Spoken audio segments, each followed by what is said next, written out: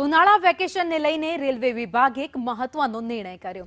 20થી વધુ ટ્રેનમાં કોચ વધારવામાં આવશે। અમદાવાદ સાબરમતી ગાંધીધામની ટ્રેનમાં કોચ વધારાશે। મુસાફરોની ભીડને ધ્યાનમાં રાખીને રેલવે વિભાગ દ્વારા આ મહત્વનો નિર્ણય કરાયો। અમદાવાદથી પ્રયાગરાજની ટ્રેનમાં પણ કોચ વધારાશે।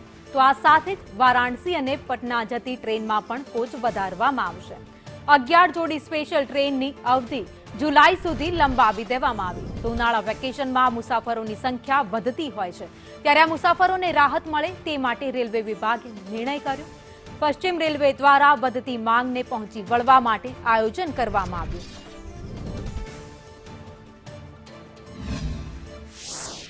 વધારાની ટ્રેનો તો થોડા દિવસ પછી અનાઉન્સ થશે, પણ જે અમુક ગાડીમાં જે છે એક એસી થ્રેડ 3 ટાયર કોચનો ઉમેરો કરવામાં આવ્યો છે।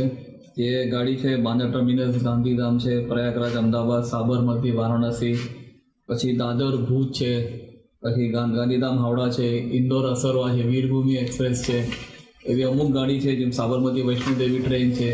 એવી ઘણી બધી ટોટલ 12 ટ્રેનો છે જેની અંદર એક એસી થ્રેડ 3 ટાયર કોચ અટેચ કરવામાં આવ્યો છે અને આ કોચ કાયમી ધોરણ માટે અટેચ કરવામાં આવ્યો છે।